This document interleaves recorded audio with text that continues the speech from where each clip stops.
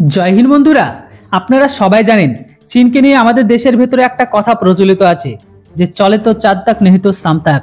মানে চীনি জিনিস যদি তার স্বাদ দিতে থাকে তাহলে সেটা অনেক দিনই যায়, আর যদি না দেয় তাহলে কয়েক মিনিটও যায় না। তো আজকের দিনে এমন পরিস্থিতি এখন চীনী সরকারের, তারা যে কারো সারা জীবন স্বাদ দেবে এটা বলা কিন্তু একদমই অপরাধ বা ভাবাটাও অপরাধ। আজকে এই কথাগুলো আমি এই কারণে বলছি কারণ যার দমে মালদ্বীপে এতদিন এত ডিঙ্গা মারছিল, ভারত বিরোধী ক্যাম্পেইনকে চালাচ্ছ, সেই চীন এখন মালদ্বীপকে তার আসল রং দেখাতে শুরু করেছে। যদিও বন্ধুরা এটা তো সবেমাত্র শুরু, সামনের দিনে চীন তার সমস্ত কিছুকে ওসুল করবে, ততক্ষণ পর্যন্ত তুলবে যতক্ষণ পর্যন্ত না মালদ্বীপ তাকে তাদের কাছে রেখে ধার না রেখে দেয়। অনেক ইন্টারেস্টিং খবর, তাই চলুন এই খবরটিকে বিস্তারিতভাবে জানাই আপনাদের, কিন্তু তার আগে চ্যানেলটিকে সাবস্ক্রাইব অবশ্যই করুন। দেখুন বন্ধুরা, ডিসেম্বর 2023 পর্যন্ত মালদ্বীপে পর্যটনের জন্য ঘুরতে যাওয়া টুরিস্টের সংখ্যা সব থেকে ছিল বেশি ভারতের।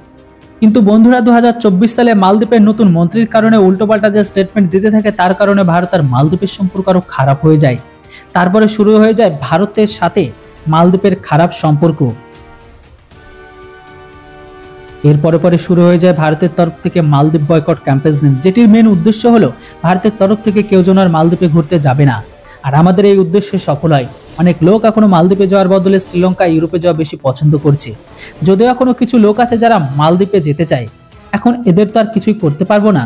কিন্তু ভারতের দ্বারা মালদ্বীপকে বহিষ্কার করার পরে তাদের আব্বু মানে চীন চলে আসে, আর তারা তাদের তরফ থেকে পর্যটন পাঠাতে শুরু করে মালদ্বীপে।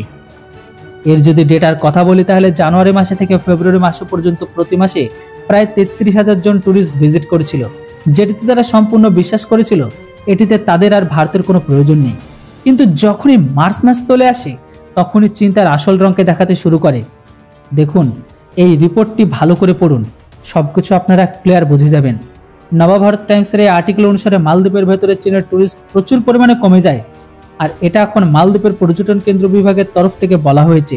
তখন মালদ্বীপের পর্যটন কেন্দ্রের বিভাগের কথা অনুসারে চীনের তরফ থেকে 30,000-এরও বেশি চীনা নাগরিক মালদ্বীপ ভিজিট করেছিল। তো সেটা এখন মার্চ মাসে কমে গিয়ে এক ধাপে 10 থেকে 13,000 হয়ে যায়, মানে সোজাসুজি অর্ধেকেরও কম।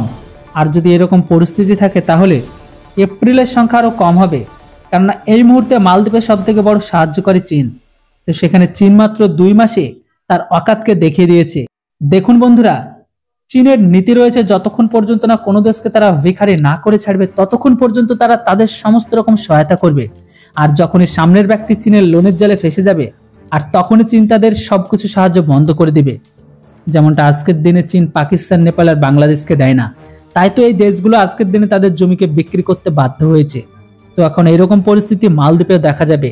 তো বন্ধুরা আপনাদের কি মনে হয় আমাদের কি এখন সবকিছু ভুলে মালদ্বীপকে কি সাহায্য করা উচিত, না যেমনটা আমাদের এই ওদের উপর ক্যাম্পেইন আর যেমনভাবে বয়কট করছিলাম তেমনভাবে বয়কট করা উচিত? এই বিষয়ে অবশ্যই আপনাদের মতামত কমেন্ট বক্সে লিখে জানান। Thanks for watching. জয় হিন্দ, বন্দে মাতরম।